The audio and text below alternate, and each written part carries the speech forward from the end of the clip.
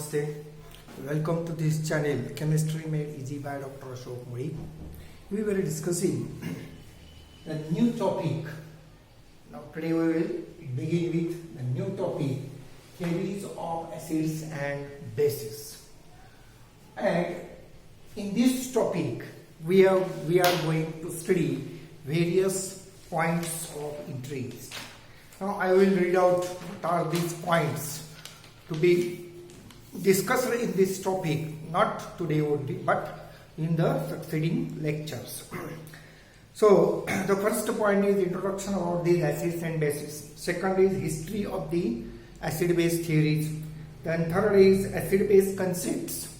So there are various acid-base concepts such as Arrhenius, Lowry, Bronsted-Lowry, sandwich concept, Lux-Flood concept, which are shown here.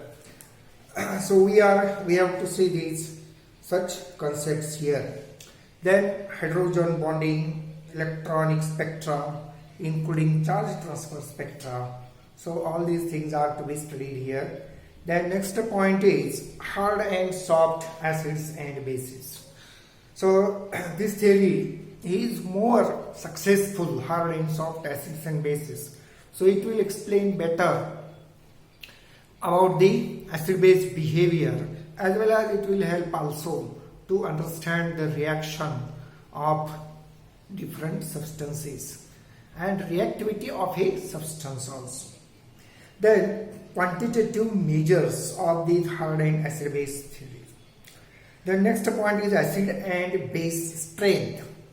So this will include the measurement of acid-base interactions, thermodynamic of measurements, proton affinity, then acidity and basicity of binary hydrogen compounds, inductive effects, acidity of cations in aqueous solutions, strength of acids, steric effects, solvation and acid-base strength, non-aqueous solvents and acid-base strength, and last point is supra-acids.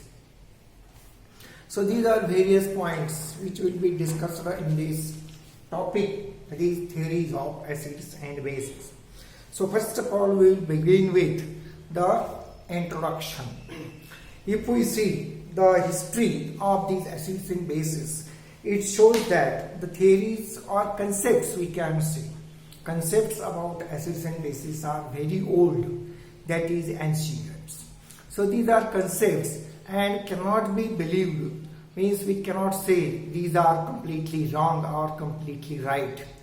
But there should be some theories which can provide better explanation, which can support the properties observed by these molecules or compounds, and then we can believe to maximum extent on these theories. No doubt every theory has certain limitations, and other theories are observed to be overcoming these limitations. So the initial developments about the theories showed a number of limitations, but as we observe the progressive development of various other theories, it showed that the developing theories have overcome the limitations which were shown by the previous theories. Now, the theories are not, as per our discussion, that every theory is not right or wrong unless it is supported by experimental evidences. Further, the theories or acid-base concepts are reflection of the acid-base facts and theories.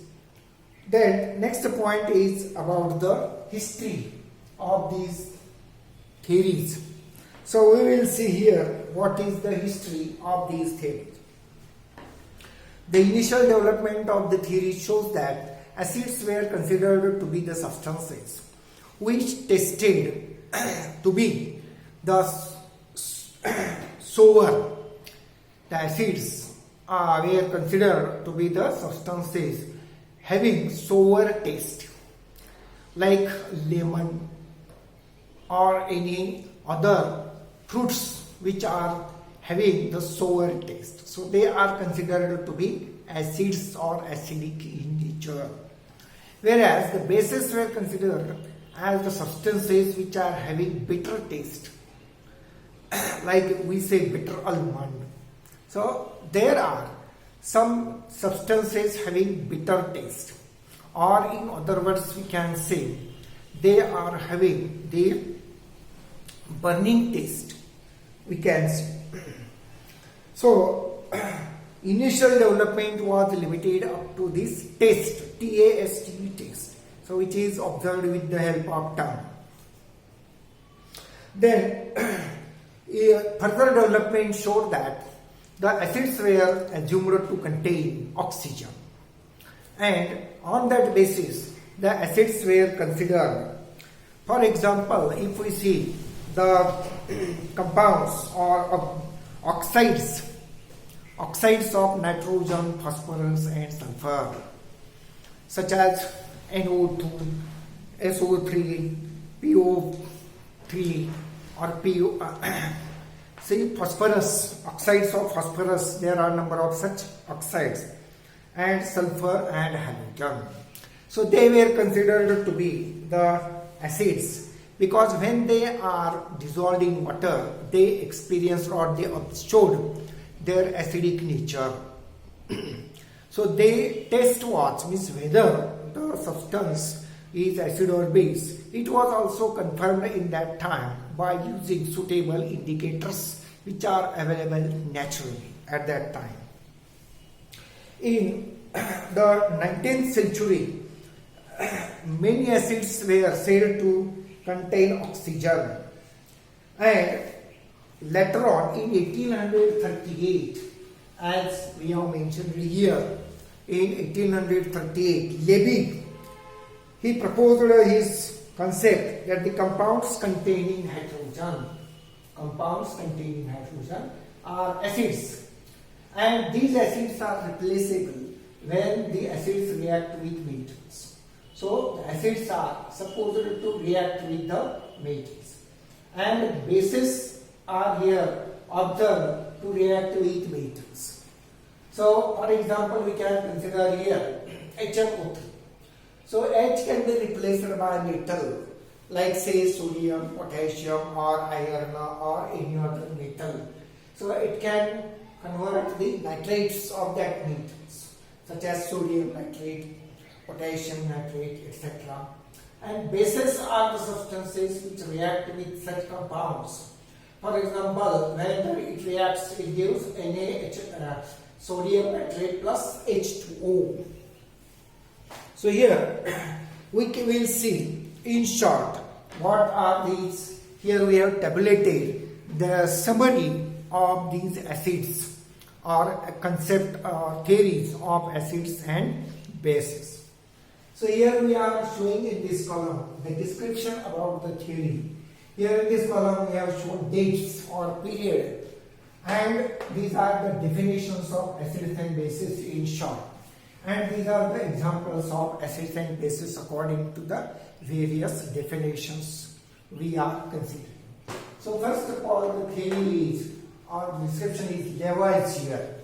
About this theory was proposed approximately in 1776, and according to this, oxides of nitrogen, phosphorus and sulfur were considered to be acids, and bases were considered to be the substances which react with these acids. For example, SO3, which is the oxide of sulfur, so it reacts with NaOH, giving us sodium sulfide, and we get this other products.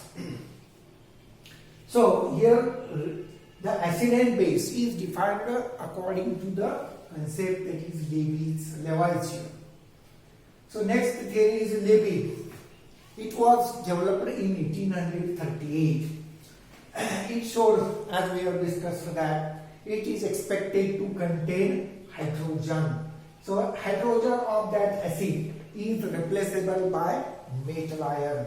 So the product gives the nitrates, or we can say sulfates or any other bromates, etc. So the reaction is considered to be taking place between acid and base. The another theory is Arrhenius theory. It was developed in 1894. It shows the acid as a substance which forms hydronium ion and base is a substance which forms OH ion.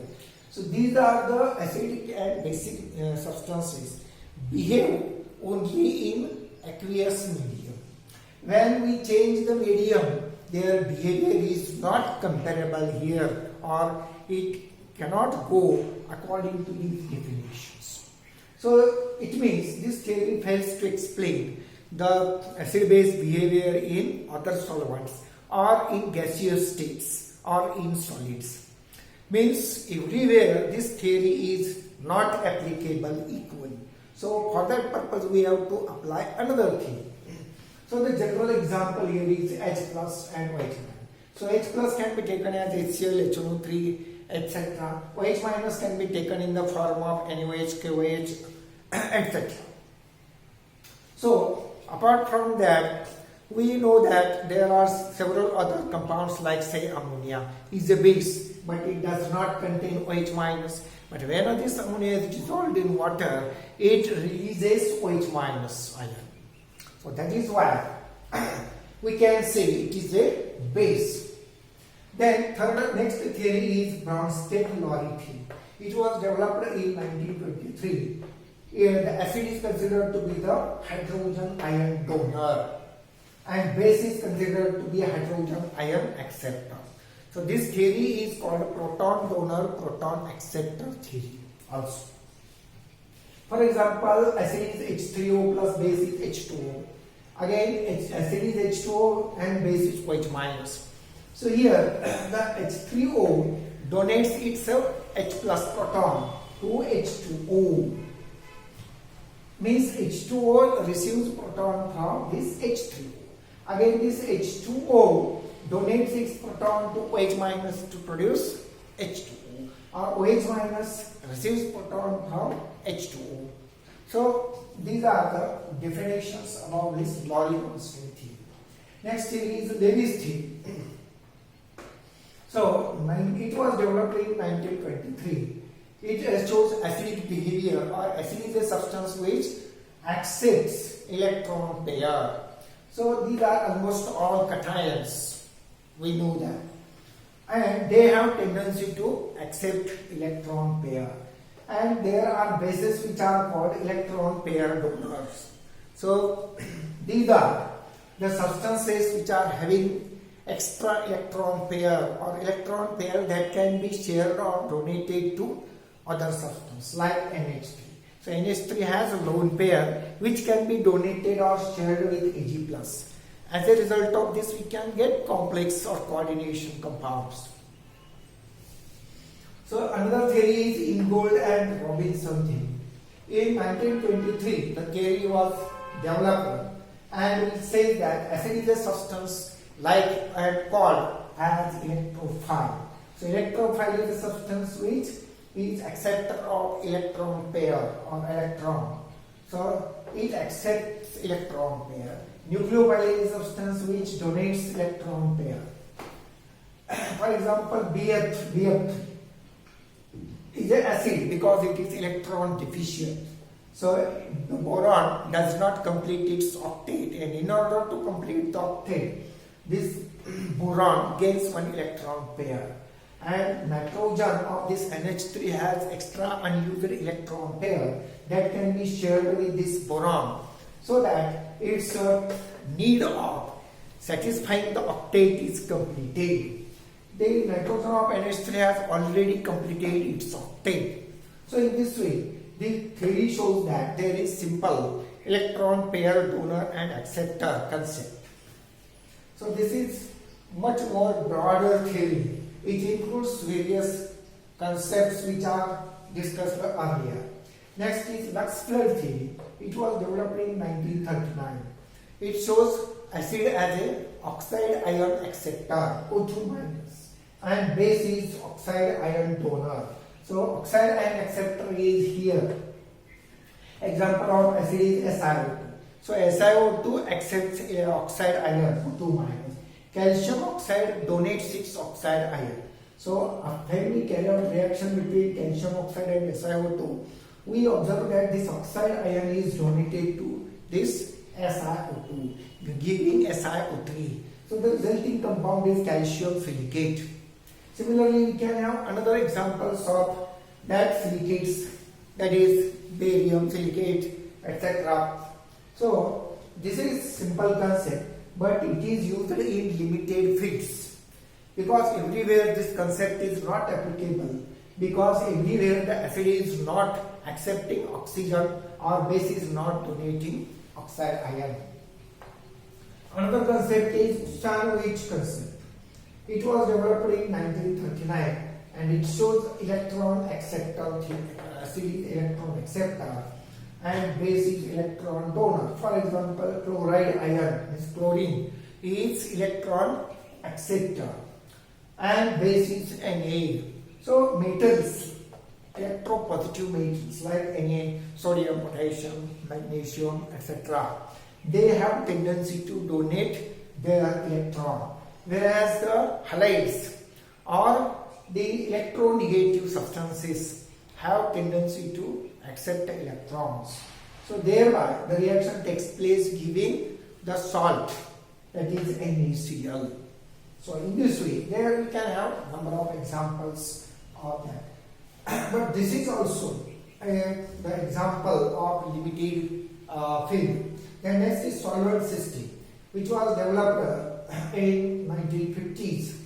The solvent may get split after ionization. So solvent itself undergoes means self-ionization. As a result of this, it produces one cation and one anion.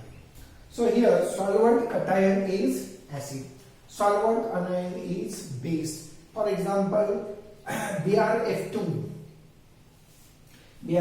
means, for example, if we use the solvent such as BrF3, then it undergoes self-ionization to produce BrF2 plus and BrF4 minus.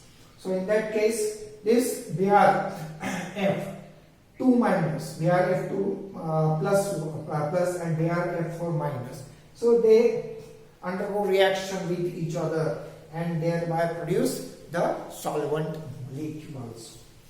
So these are the reactions involved in solvent. Next is frontier orbital concept. It was developed in 1960s and the acid is the substance which shows LUMO, means lowest unoccupied molecular orbitals, which are vacant.